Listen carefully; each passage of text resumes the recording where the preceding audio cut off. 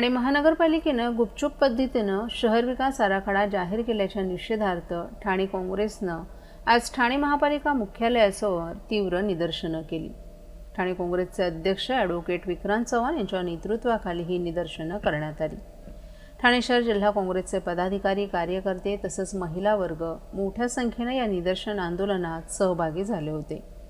महापालिका प्रशासनाने विकास आराखडा गुप्त ठेवून नागरिकांना विश्वासात न घेता जाहीर केल्याचा आरोप ठाणे काँग्रेसने केलाय। यावेळी ठाणे काँग्रेसच्या वतीने महापालिका प्रशासन आणि युती सरकार विरोधात जोरदार घोषणाबाजी करण्यात आली।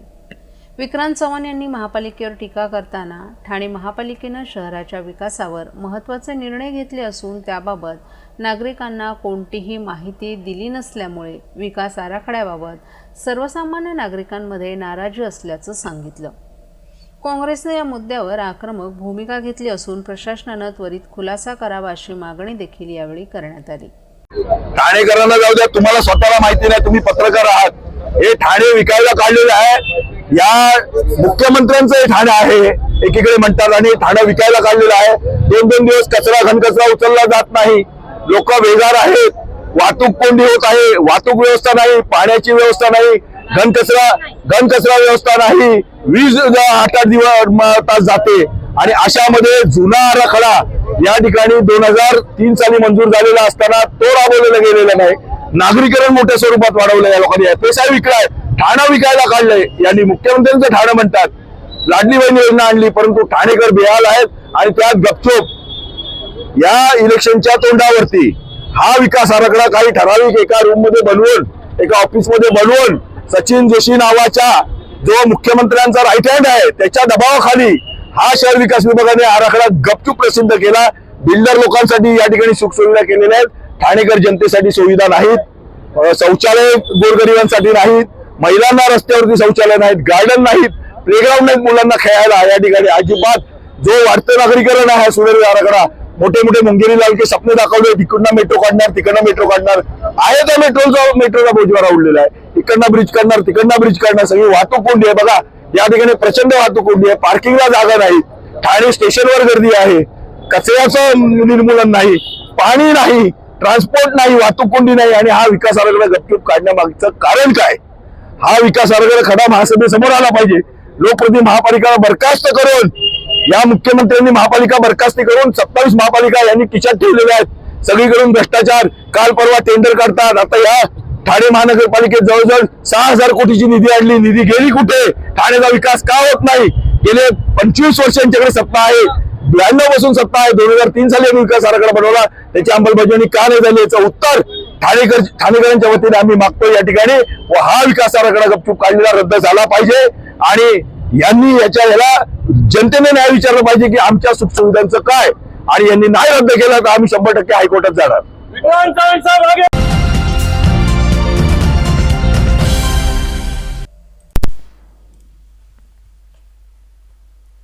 महाराष्ट्र राज्यात दिवसेंदिवस महिलांवरील अत्याचाराच्या घटना वाढत आहेत। त्यामध्ये पुणे आणि ठाणे जिल्हा या ठिकाणी वारंवार एकामागून एक अशा घटना घडत आहेत। नुकताच बदलापूर येथे अक्षय शिंदे या आरोपीकडून चिमुकल्या मुलीवर केलेल्या अत्याचाराचा संपूर्ण देशानं निषेध केलाय। ही घटना ताजी असतानाच मुख्यमंत्र्यांच्या ठाण्यात त्यांच्याच पक्षातील उपविभाग प्रमुख सचिव यादव यानं भंडाराळी येथील 11 वर्षाच्या चिमुरड्या मुलीवर विनयभंग केल्याची घृणास्पद घटना घडली आहे। अशा आरोपीला जामीन कसा मंजूर होऊ शकतो यावर प्रश्नचिन्ह पडलं असल्यानंच शिवसेना उद्धव बाळासाहेब ठाकरे पक्षाच्या महिला आघाडीच्या वतीनं आज ठाणे नगर पोलीस स्टेशनचे वरिष्ठ पोलीस निरीक्षक विजयकुमार देशमुख यांना निवेदन देण्यात आले। त्यामध्ये या आरोपीला सोडण्यासाठी जर राजकीय हस्तक्षेप होत असेल तर शिवसेना उद्धव बाळासाहेब ठाकरे ठाणे जिल्हा महिला आघाडीच्या वतीनं आंदोलन करण्यात येईल असं निवेदन देण्यात आले। तसंच या आरोपीवर पोक्सो अंतर्गत अधिकाधिक कठोर गुन्हा दाखल करून त्याला पुन्हा अटक करण्यात यावी अशी मागणीही करण्यात आली आहे। त्यावेळी महिला जिल्हा संघटक रेखा खोपकर, समिधा मोहिते, आकांक्षा राणे, महेश्वरी तरे, प्रमिला भांगे, वैशाली शिंदे, मंजिरी ढमाले, संगीता साळवी, कांता पाटील, सुप्रिया गावकर, सुनंदा देशपांडे, नंदा कडकोळ, रजनी बंका, हिमांगी पांचाळ, सचिन चव्हाण, संजय भोई, राकेश जाधव, आनंद मानकामे, वरुण मानकामे, अजय पवार, बिपिन गेहलोत तसंच इतर शिवसेनेचे पदाधिकारीही मोठ्या संख्येने उपस्थित होते। आज आता ठाण्यामध्ये संपूर्ण महाराष्ट्रात तर हे प्रकार होतातच, पण ठाण्यामध्ये बदलापूर प्रकरण झाल्यानंतर सुद्धा या ठाण्यामध्ये रोजचे असे प्रकार लहान मुलींच्या बाबत, वृद्ध स्त्रियांच्या बाबत, म्हणजे आज ठाण्यामध्ये कुठचीही स्त्री सुरक्षित नाही आहे. आज 3 दिवसापूर्वी आपल्या भंडारा इथल्या एका 11 वर्षाच्या चिमुकल्या मुलीवर अतिप्रसंग केला आणि त्या मुलीला त्या तिथल्या लोकांनी सही सलामत आणून पोलीस स्टेशनला ताब्यात दिलं. कुठेतरी असं वाटतंय आता की ज्यावेळी तो 24 तासाच्या आत तो आरोपी सुटतो जामीन घेऊन, त्यावेळी असं वाटतं की त्या आरोपीला सही सलामत आणून या पोलीस स्टेशनला जमा करणं म्हणजे खरोखर आमची चूक झाली का? त्या आरोपीला तिथेच आम्ही धडा शिकवायला हवा होता आणि त्याचे हातपाय तोडायला हवे होते. म्हणजे हा प्रकार झाल्यानंतर जर आरोपींना, गुन्हेगारांना कुठेही पोलीस स्टेशन किंवा कायद्याचा धाक राहिलेला नाहीये, म्हणजे आता असं वाटतंय की पब्लिकनेच कायदा हातात घेऊन अशा आरोपींना धडा शिकवायला हवा. आणि हेच आम्ही आता पोलीस स्टेशनला आलोय.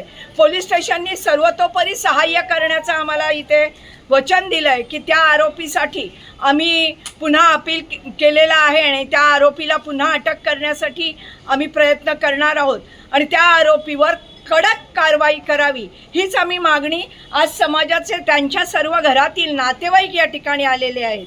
शिवसेना महिला आघाडीच्या सर्व कार्यकर्ते आणि महिला या ठिकाणी आलेले आहेत आणि आमच्यातर्फे आम्ही हीच मागणी करतो की त्या आरोपीला कडक कारवाई त्याच्यावर व्हावी, कडक शासन करण्यात यावं की कुठेतरी पोलिसांचा आणि कायद्याचा धाक या आरोपींना बसावा, एवढीच आमची मागणी.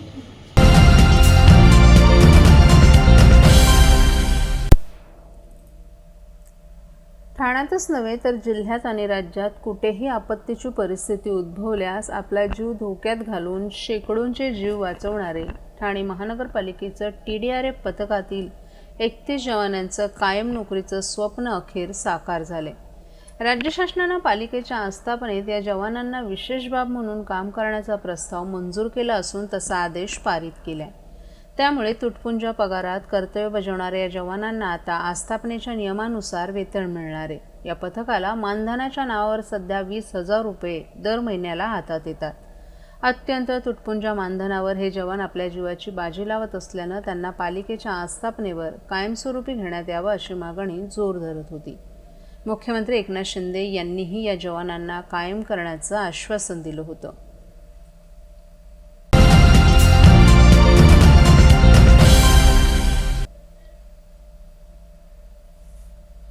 बाबा सिद्दीकी यांच्या हत्येचं प्रकरण दडपण्यासाठी मुंबईच्या सीमेवर हलक्या वाहनांना टोलमाफीचा निर्णय घेण्यात आल्याचा आरोप शरद पवार गटाचे आमदार जितेंद्र आव्हाड यांनी केला.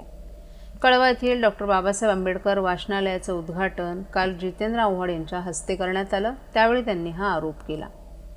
टोलमाफी आधीच करायला हवी होती. निवडणुकीच्या तोंडावर हा निर्णय घेण्याची गरज होती का? आजच्या घडीला सरकारची आर्थिक स्थिती चांगली नाही. दर आठवड्याला सरकार 3,000 कोटी कर्ज काढत असल्याचा दावाही त्यांनी केला.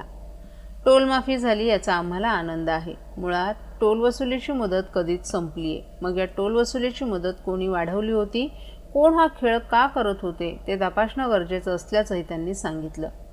लॉरेन्स बिश्नोई टोळीकडून जीवे ठार मारण्याची धमकी दिली गेली आहे का असा सवालही त्यांना केला असता या गोष्टीवर न बोललेल्यावर असं सांगत, अक्षय शिंदेवर जर तुम्ही गोळी मारू शकतात तर काही होऊ शकतं असंही त्यांनी म्हटलं आहे. पोलीस अधिकारी कारवाई करायला गेले की त्यांना वरून फोन येतात. काही ठिकाणी राजकीय पक्षांचे कार्यकर्ते पोलीस ठाणं चालवतात. मुळात सरकारचं सुरक्षेच्या बाबतीत गंभीर नसून महाराष्ट्राचा बिहार होतोय असा आरोपही आमदार आव्हाड यांनी केलाय. अवघ्या 1.5 ते 2 लाख रुपयांसाठी हत्या होत असतील तर काय बोलायचं? ही परिस्थिती पाहता आता आम्हाला वाटतं की 7 नंतर घरात कोंडून घ्यावं. केवळ सत्ताधारी यांचे जीव सुरक्षित आहेत. मुंबईच्या सीमेवरील टोल माफियाच्या निर्णयानं 5,000 कोटींचा बोजा सरकारवर पडला आहे. विधानसभा निवडणुकीच्या आधी 20,000 कोटी रुपये सरकारला जमा करायचे. उद्या आम्ही जरी सत्तेत आलो तरी अशा प्रकाराने तिजोरी खाली असेल असंही त्यांनी सांगितलं. सर्वोच्च न्यायालय आणि न्यायमूर्ती चंद्रचूड यांच्याकडून खूप अपेक्षा होती. आता न्यायाची अपेक्षा कोणाकडून करायची असा सवालही आव्हाड यांनी यावेळी उपस्थित केला. पण सरकार जे सत्तेत असलेले नेते सुरक्षित नसतील तर मग बाकी विरोधी पक्षाच्या नेत्यांना सुरक्षेचा काय? आणि असं आहे की शेवटी हे सरकार गंभीरच नाही आहे. ज्या गांभीर्याने हे सगळं घ्यायला पाहिजे त्या गांभीर्याने ते घेतच नाही. धमकी आल्यानंतर त्याची चौकशी, त्याचा मागोवा हे सरकार कधी घेताना दिसतच नाही. त्याच्यामुळे मला तरी महाराष्ट्र, बिहार म्हणजे 1.5 लाखासाठी 2 लाखासाठी जर येऊन मर्डर होत असतील तर मग कोणाचा जीव सुरक्षित आहे? आम्ही तर रात्री बेरात्री पोलीस स्टेशनला जातो, रात्री बेरात्री फिरत असतो. म्हणजे आम्ही स्वतःला 7 वाजता कोंडून घ्यायला पाहिजे आता घरात. सर, विष्णू यांनी असं म्हटलंय की सलमान खानला जे कोणी मदत करतील त्यांना आम्ही सोडणार नाही, आणि त्या धमकीचं अजूनही सरकारने ज्या प्रकारे गांभीर्याने घेतलं पाहिजे ते घेतलेलं दिसत नाही. आता या सरकारबद्दल काय बोलावा हाच प्रश्न. त्यांचे जीव सुरक्षित आहेत ना, त्यांच्या मागे 40 गाड्या फिरतायत ना, मग बाकीचे मेले तर फरक काय पडतो? काल झाली अंत्ययात्रा, चांगले होते 5-50 हजार लोक, गेला बिचारा. आजपासून सरकारची जबाबदारी संपली.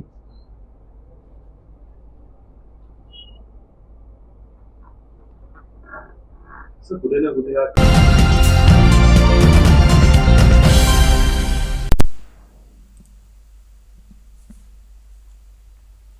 कळवा येथील कावेरी सेतूवर आमदार डॉक्टर जितेंद्र आव्हाड यांच्या संकल्पनेतून साकारलेल्या डॉक्टर बाबासाहेब आंबेडकर सार्वजनिक ग्रंथालय आणि अभ्यासिकेचं लोकार्पण काल करण्यात आले. कळवा येथे स्पर्धा परीक्षांची तयारी करणाऱ्या विद्यार्थ्यांसाठी कोणत्याही प्रकारची सुविधा नव्हती. ही बाब स्पर्धा परीक्षेचा अभ्यास करणाऱ्या एका विद्यार्थिनीनं डॉक्टर जितेंद्र आव्हाड यांच्या निदर्शनास आणून दिली होती. त्यानंतर आमदार डॉक्टर जितेंद्र आव्हाड यांनी जागा मिळवून या ठिकाणी डॉक्टर बाबासाहेब आंबेडकर यांच्या नावानं ही लायब्ररी सुरू केली आहे. हे ग्रंथालय अभ्यासिका पूर्ण वातानुकूलित असून सुमारे 5,000पेक्षा अधिक पुस्तकं सद्यस्थितीत या ठिकाणी उपलब्ध आहेत. या ठिकाणी केंद्रीय लोकसेवा आयोग आणि महाराष्ट्र राज्य सेवा आयोगाच्या परीक्षांसाठी ठाणे महानगरपालिकेचे माजी विरोधी पक्षनेते मिलिंद पाटील हे मोफत पुस्तकं उपलब्ध करून देणार आहेत. सकाळी 6 ते रात्री 12 वाजेपर्यंत ही लायब्ररी चालू राहणार आहे. लोकार्पणानंतर डॉक्टर जितेंद्र आव्हाड यांनी कळवा, खारेगाव, विटावा, पारसिक नगर, कळवा पूर्व येथील विद्यार्थ्यांसाठी सुसज्ज ग्रंथालय अभ्यासिका नसल्यानं त्यांना अभ्यासासाठी ठाणं गाठावं लागत असल्याचं सांगितलं. प्रवासात वेळ जात असल्यानं विद्यार्थ्यांच्या अभ्यासावर परिणाम होत होता. त्यामुळेच आपण हे ग्रंथालय उभारलं आहे. या दुमजली वास्तूमध्ये शेकडो विषयांवरील हजारो पुस्तकं असून UPSC MPSCची पुस्तकंही येथे उपलब्ध आहेत. तसंच याच ठिकाणी रतन टाटा लायब्ररी देखील लवकरच सुरू करण्यात येणार असल्याचंही त्यांनी सांगितलं. यावेळी माजी विरोधी पक्षनेते मिलिंद पाटील, प्रमिळा केणी, राष्ट्रवादी काँग्रेस शरद पवार पक्षाचे जिल्हाध्यक्ष सुहास देसाई, कार्याध्यक्ष प्रकाश पाटील, युवक अध्यक्ष विक्रम खामकर, माजी नगरसेवक महेश साळवी, माजी नगरसेविका अपर्णा साळवी, प्रमिला केणी, वर्षा मोरे, मनीषा साळवी, आरती गायकवाड, माजी नगरसेवक सचिन म्हात्रे आदीही उपस्थित होते. महाराष्ट्र ही संतांची भूमी आहे. या संतांच्या अभंगाचा, त्यांनी दिलेल्या शिकवणीचा प्रचार प्रसार व्हावा या उद्देशानं कळव्यात कावेरी सेतूसमोर वारकरी भवन उभारण्यात येणार आहे. या भवनामध्ये संत साहित्य, संतांचा जीवन प्रवास, संत साहित्य यांचा अभ्यास करण्यासाठी स्वतंत्र दालन असणार असल्याचंही आमदार डॉक्टर जितेंद्र आव्हाड यांनी सांगितलं. गरिबांची मुलं ज्यांच्या घरात लाईट नाही आहे, ज्यांच्या घरात अभ्यासाला जागा नाही, ते 24 तासातल्या कुठल्याही तासाला इथे बसून अभ्यास करू शकतात.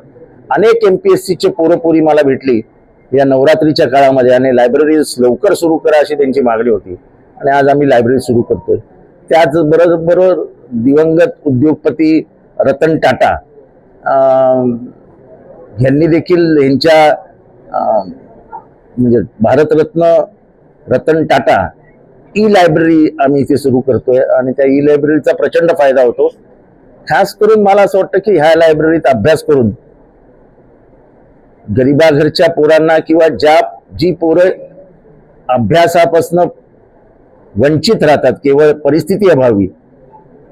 परिस्थितीमुळे वंचित राहतात, त्यांच्यासाठी ही सोय सुविधा उपलब्ध केली आहे. मला वाटतं कळव्यातली पहिली दुसरी सार्वजनिक लायब्ररी आहे, पण तरी विद्यार्थ्यांच्या हितासाठी केलेली, आमचा याच्यात काहीच स्वतःचा स्वार्थ असा काही नाही आहे. ही वास्तू बांधली आहे ती लोकार्पण करण्यासाठी, लोकांनी याचा फायदा घ्यावा, विद्यार्थ्यांनी फायदा घ्यावा अशी माझी मनापासून आणि आमच्या सगळ्यांचीच इच्छा आहे. सर, हे फक्त विद्यार्थ्यांसाठी किंवा नागरिकांसाठी पण आहे? आता सकाळच्या वेळेस आम्ही पेपर ठेवणार आहोत, तेव्हा नागरिक येतील, पेपर वाचतील, बसतील. इथे मोकळी जागा खूप आहे, त्यामुळे ज्येष्ठ नागरिक येतील, त्यांना बसायला जागा केली जाईल.